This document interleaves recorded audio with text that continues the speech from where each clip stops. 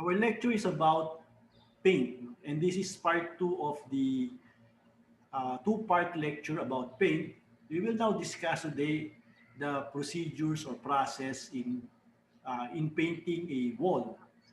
So the process of painting a new wall, we have it means that this wall, it is an existing wall. It has been erected for a couple of months, no? So it's not a very new wall. So if you are starting to paint a new wall, you need to check the surface for incidents of dampness or water seepage. So we need to make sure that there is no water seepage, no problem with regards to waterproofing or with regards to moistures. So you need to make sure that there is no presence of moisture.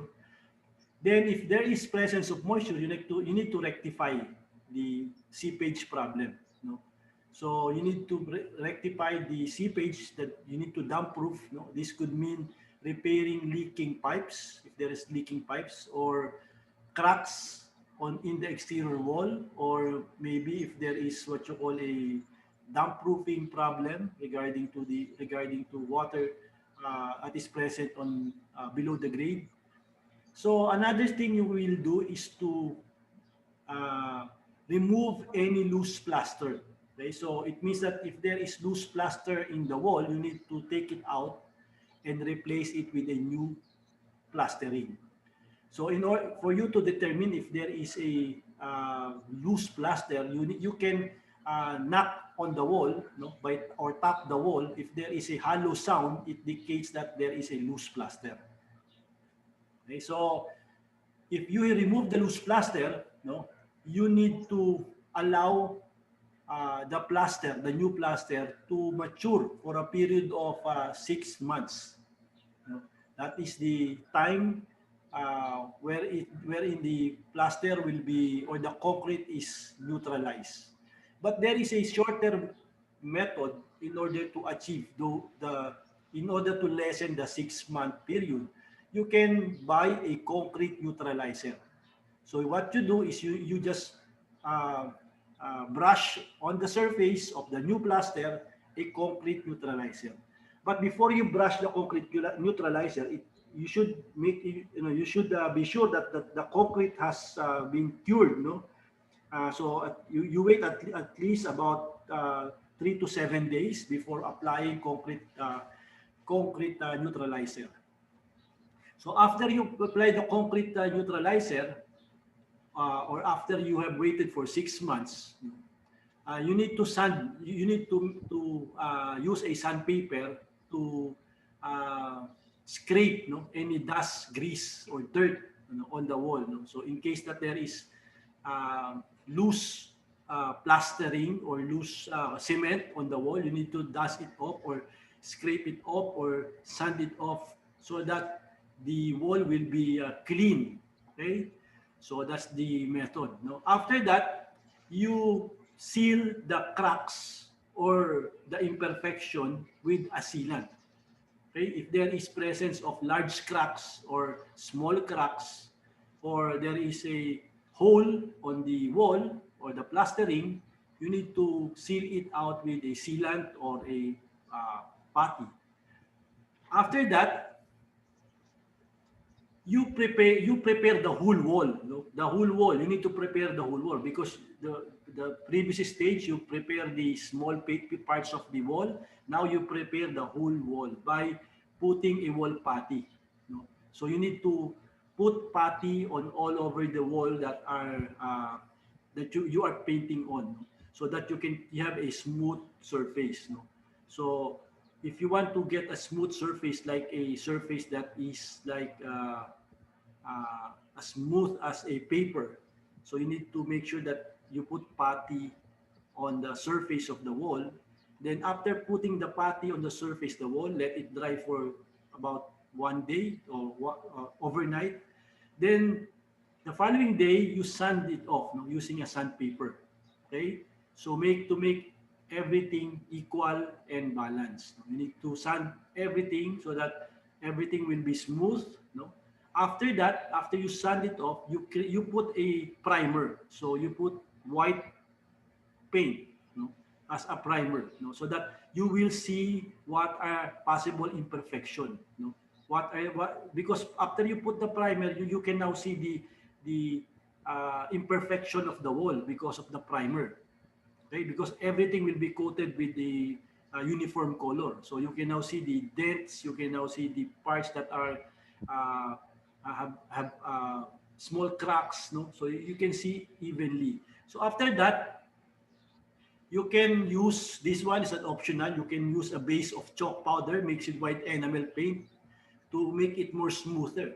So this is another method. If you want to make it more smoother, you can paint it with a enamel with a base chalk. No? So that is that will make the wall smoother. After that, you need to sand it again. No, you need to sanding the walls is done by the sandpaper to make sure the base is even and balanced. No? So you can sand it manually or using a machine. Then after that, you can put now the second layer of putty, no? So to make it more smooth. No? So if you don't want to make it more smooth, you don't need to apply the second layer of putty. But if you want to get a smooth refrigerator's surface of your concrete wall, you need to put another set of putty, no? So that it will make it more smooth. No? You put putty on the surf areas that are recessed, no? So that it will make it even. So after that, you check again for errors. No? You need to make sure that there are no more errors after putting the last putty. No? So then after that, after checking the errors, you need to make it to sand it again by using a very fine sandpaper. Okay, so that is the last sanding. You sand it the last time. Then after you sand it, you can now put the first coating. So the first coating is applied on the walls in W formation with a roller or a brush. As you can see, he is using a W formation. Okay. Then after that, you check again for imperfection. After putting the color that you want, now you will see more, no, on the imperfections of your wall. You can now look for more imperfection and then put putty on it. No, you use using a putty knife. No, you put the putty and then sand. No, sand it with the sand only using the sandpaper the areas that you had put the putty.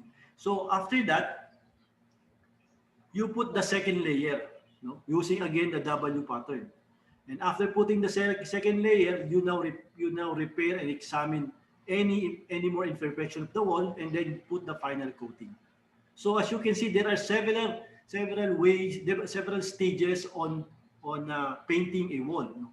No? So you need to make sure that you will achieve, no, the quality of the wall that you want. So in order to achieve that quality, is you follow these following stages, the stages that I have enumerated. Okay, so there are different ways to create a wall painting. So you can stop at whatever stage you want, you know, just to make just be sure that that is what the appearance you are achieving. So in cases that in the near future you will have a painting project, you know, you need to make sure that the type of paint that you will use is for that particular type of wall. You know? It should match, you know, so that there will be no imperfection or defects. You know? So another way, you know, the characteristic of an ideal paint job, you know, when applied to the surface, the paint should form a thin film or uniform in nature. So that is the ideal. No? It should form a thin film.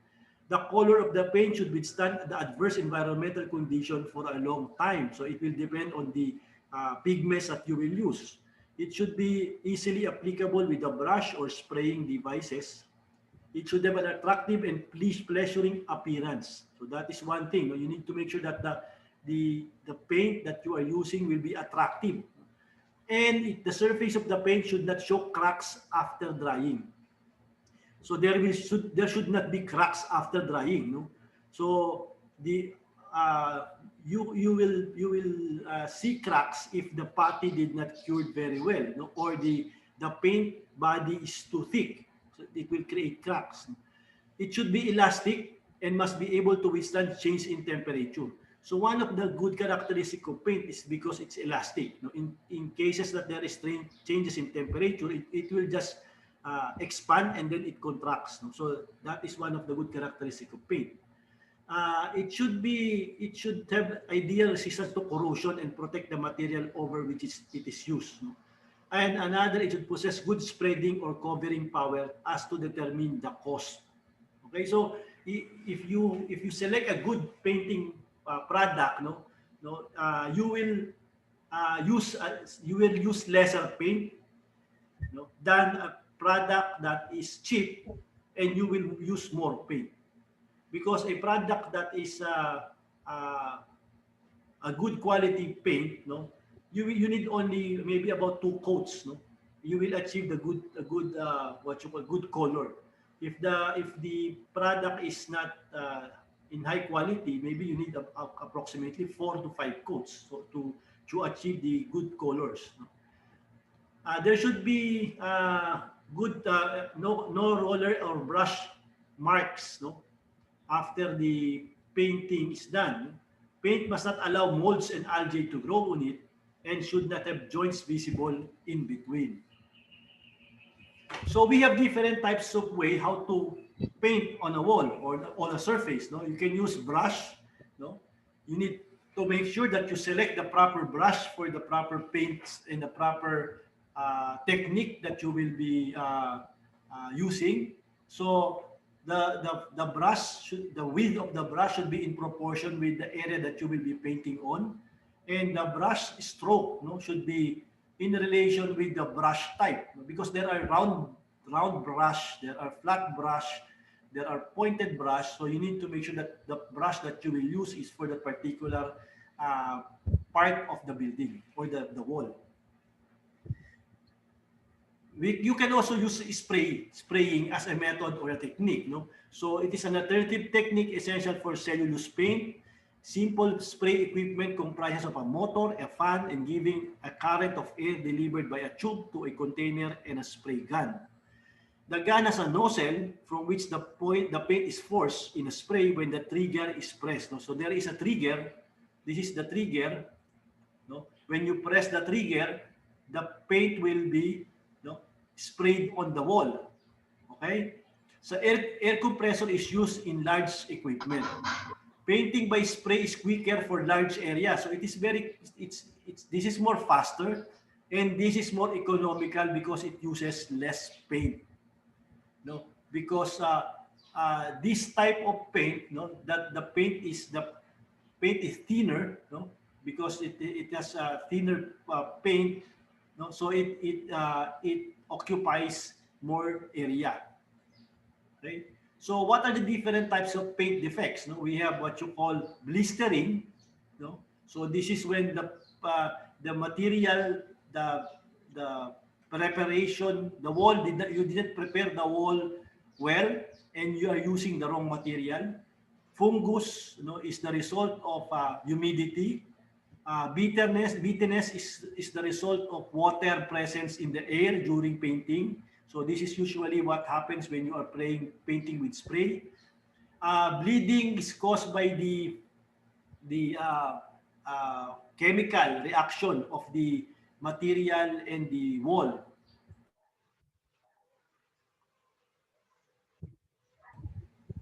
You also have the brush marks. The brush mark is the marks of the brush after you when you are painting on a wall. Another one is chalking. This is when the paint pulverizes, after it cures. So this is when you touch the paint, there is a powder that is being that you will feel the powder, on the wall, after the paint cures.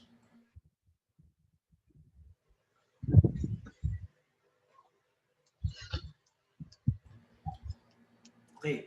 So another one is cracking. No, to cracking. This is the effect. The cracking is also a result, no, of sometimes it's a result of changes in temperature.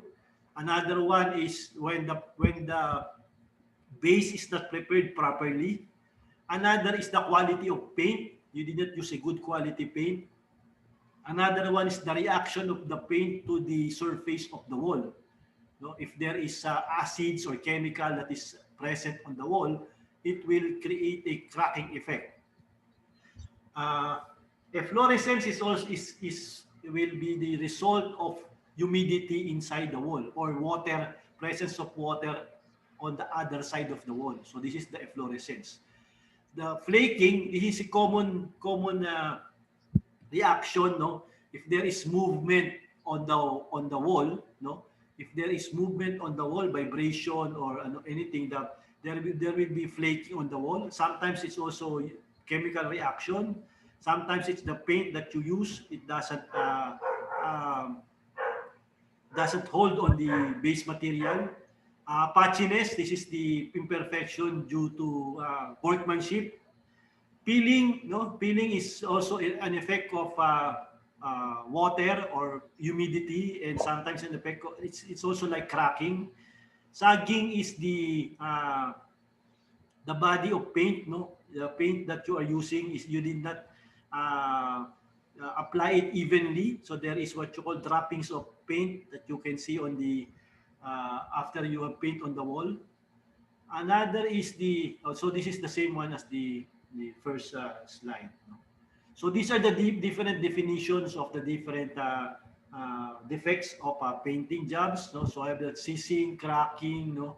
Crinkling, and the flaking.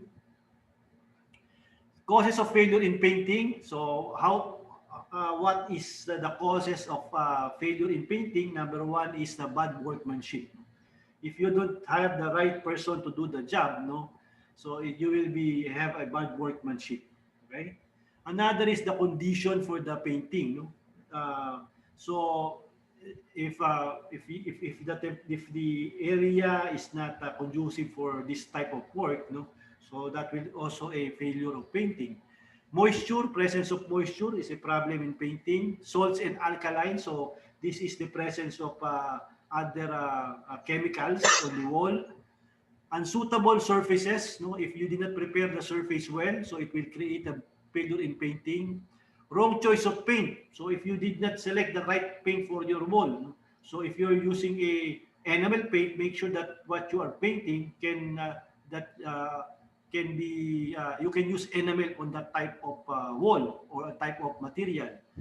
Tools of painting, number one, no, if you are using the wrong material or wrong equipment, so you will fail, no, in this painting job. No? So you need to use the right equipment.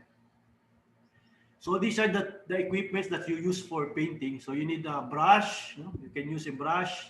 This is the crack seal to seal off the cracks or the imperfection in the wall. Roller, you can use this to apply the paint. Sandpaper, this is the one that we frequently use while in preparation of paint before painting.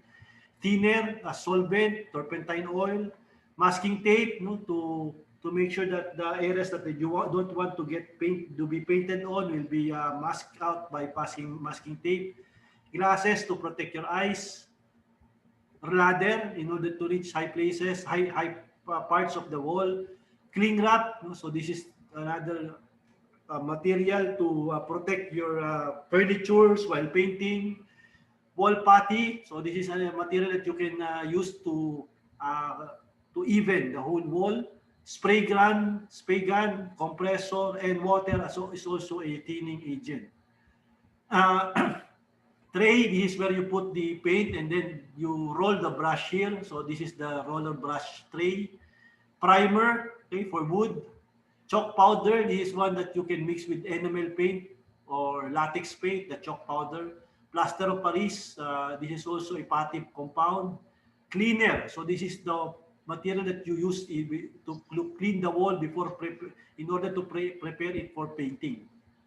Okay, so we have the different types of finishes. One is the matte paint, no? Matte is a color that most commonly on interior wall paints. There is no shine, there is no sheen to the finish. It is easy to apply, although it can often take more than a single coat to create a good solid color. Matte paint can be applied with a brush or a roller and works well on walls that have imperfection. On the downside, matte paint is easily marked. Although some marks can be removed with a damp cloth, matte paints need regular retouching. So, characteristic of a matte paint or matte finish, no, it doesn't have a shine or a sheen. It can easily it will be easily dirty, no, and it covers up imperfection because of the dull color. You need more paint to cover up to even up the color on the wall because that is a matte paint. So it doesn't the the the wall the paint needs several coatings to create the specific tone. Another is the satin or pearl finish. No? This is a very durable in terms of washability and resistance to moisture. It will offer the user the full protection on their walls and from dirt, moisture, stains, and others. And so it is ideal for areas like bathrooms, kitchens, but will show even more imperfection on walls because of its strong shine. So satin and pearl, the characteristic, it has a strong shine, no? It shows the imperfection on the wall, no? Because it's shiny, so it will show the imperfection, no? But it offers a full protection on the wall because it's shiny. The dirt will easily be washed because it's very shiny. It will not attach to the wall. Okay, so it's very resistant to moisture because of the shininess, the shininess of the the smoothness of the paint. Eggshell has a finish and has a shine that's extremely subtle and but without the same smoothness as the satin finish. No?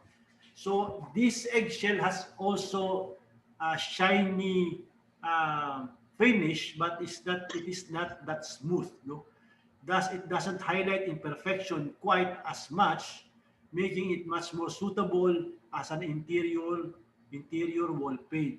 It's easy to apply and can often cover in a single coat, making it better choice for many people. So this eggshell, it's shiny, but not it's too shiny.